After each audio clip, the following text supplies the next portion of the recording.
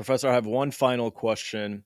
I am mocked online by both sides, those who support the Axis in Iran and those who support the revolution in Syria. I try to serve or exist as a bridge to hopefully gap the difference of misunderstanding in order to try and produce a climate of unity, and that might be naive and idealistic, but I really think Israel is the greatest enemy in the region, and the only way to defeat them is to have a broad coalition. Iran cannot do it alone. No one can do it alone.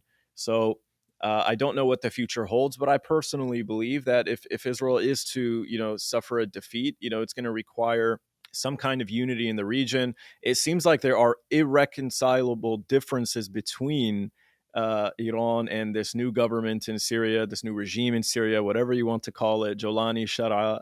I get attacked for using the names interchangeably. Is there any scenario in which Iran can mend relations with this new government in Syria and create a new paradigm in the region, somehow find a way to align interests?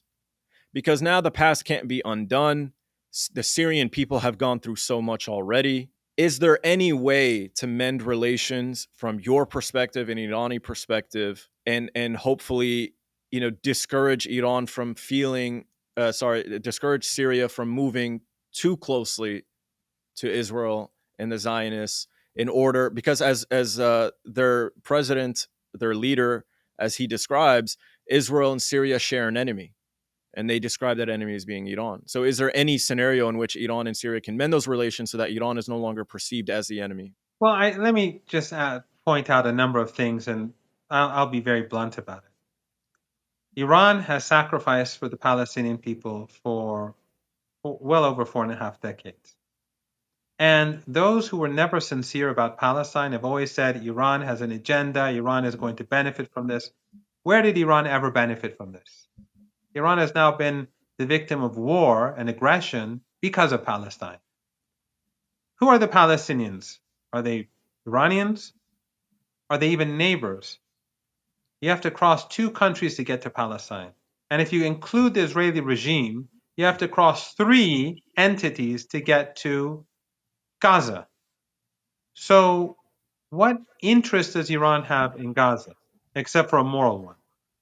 The second is, who are the Palestinians? Are they Shia? Iran has sacrificed for 4.5 decades sanctions, brutal sanctions that you pointed out, war, terrorism, everything that you can imagine, for Sunni Arabs that are three countries. Israel is not a country, but three entities away from Iran. So in the past, they were saying Iran is doing this. It's a part of. They want to do a deal with the Americans. Okay, what deal? We could always sacrifice Palestine.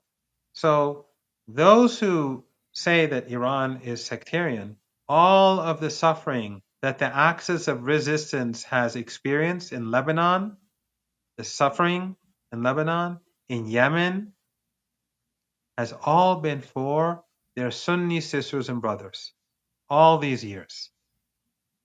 No one else has done that. No one. Two, Iran's issue with sectarianism, with takfiri ideology, is that it is a tool of empire. Whether it's the Nazi or neo-Nazis, whether it is Zionism, or whether it's takfiri ideology in our part of the world, Iran is opposed to that. Takfiri ideology is a tool, an instrument of Western imperialism. It's for divide and rule. And which countries have been promoting it over the last 4.5 decades and lying about others and defaming others and their views? Who's been doing it? All of those regimes that are bound to the United States. All of those regimes that are in the American camp in one way or another.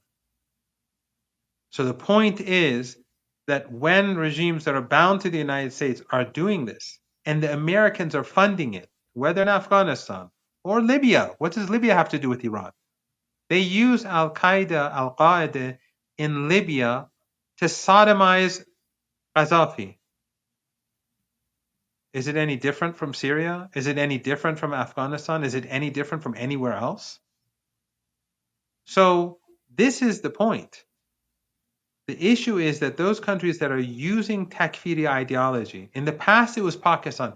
You recall a few weeks ago during the conflict between Pakistan and India, and I do believe that a third party was trying to get these countries to fight each other. Sky News, the the tool of empire, interviewed the Pakistani foreign minister, and he said that we've been. I don't remember. I'm paraphrasing. I hope I don't get it too wrong. Your viewers should correct me and write it down under there if I'm wrong. But he said we've been basically doing your dirty work on terrorism, the Mm, dirty work for the West for decades, right? yes. He admits it. I mean, not that he admits it. He acknowledges it. It wasn't necessarily his doing. He wasn't the defense minister 40 years ago. So I'm not blaming him. But he's talking about what the United States did to Pakistan. They used Pakistan, created sectarianism when it didn't exist before. If it did, it was probably local, but it wasn't a sectarian country, nor was Afghanistan. They used it as a tool. And Pakistan was doing the dirty work. When the dirty war in Syria began, I was invited twice to Turkey because I have many friends in the Aka party. I knew a lot of these people before they came to power. Iran helped them. When Najmuddin Erbakan came to power, he was a fantastic person. If he was the leader of, if he had remained the leader of Turkey, Turkey would today be a different country. But the Americans drove him out. The intelligence agencies drove him out and put in a pro-NATO group in their place instead. And we see the results. I went to Turkey twice in 2012 and 13. I said, look, the tools that you're now using or your government is using in Syria with money from Takfiri, you know, biggest mosque in Qatar is called Muhammad ibn Abdul Wahhab Mosque.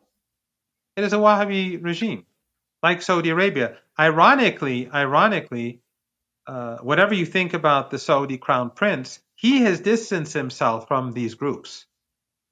Regardless of what you think about him, he has distanced himself from these Takfiri groups for whatever reason. That's a different issue. So I was saying that you should, a country like Turkey, which has a Sufi culture, which makes it very similar to Shia culture. Iranian culture and Sufi culture, Shia culture, and they're very similar. You, what I said to them, what you are doing by using these Takfiri groups is that you are going to change the culture of your own society. And what I was alluding to was what the Pakistani defense minister was saying on Sky News, that Pakistan, this culture of terrorism and extremism did not exist. It came about as a result of the allowing Western intelligence agencies to pursue their policies in those countries. So we just saw, for example, the bombings in the church and how they reacted, or really didn't react, but they were more concerned about Iran strikes on American base in Qatar. The point is that for Iran, Sunnis are sisters and brothers. For Iran, non-Muslims, Iran is helping Cuba. Iran helps Venezuela. Iran, when the revolution took place, helped ANC and the resistance, the military resistance in South Africa. Before Hamas and Islamic Jihad and Hezbollah came into creation, after the revolution, Iran was supporting the PLO. So the issue is that sectarianism is something that has been promoted by the West, by Western intelligence agencies, and there are countries in the region that are promoting it at the behest of the West. If there is to be unity, sectarianism, religious hatred, and racial hatred should be swept aside. But as we speak, you know this as well as I, the oil and gas rich countries in the Persian Gulf, in their mosques, on their many online television channels and online programs, the religious ones, they continue to promote openly all of these things. Why? Because the empire wants divide and rule. But the best example of unity is the fact that Iran, under all these circumstances, and the resistance and the axis of resistance, have been giving martyrs, many martyrs, for the people of Gaza. Sayyid Hassan Nasrallah, the chief of the Iranian armed forces, a senior Iranian, these are all martyrs for the children of Gaza. They are all martyrs for the people of Gaza. Ansarullah in Yemen, their martyrs are for the people of Gaza. And I think if someone opened his or her eyes to this reality, they would throw that sectarianism in the bin, and they wouldn't believe the propaganda that is being fed to them by those who are often on the payroll or by people who are influenced by those who are on the payroll.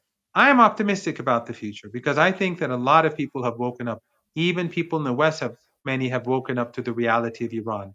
Many people no longer believe in the old narratives.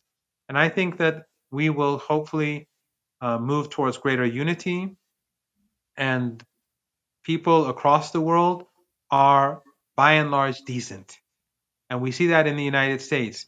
The young lady, I think she was Hindu at MIT.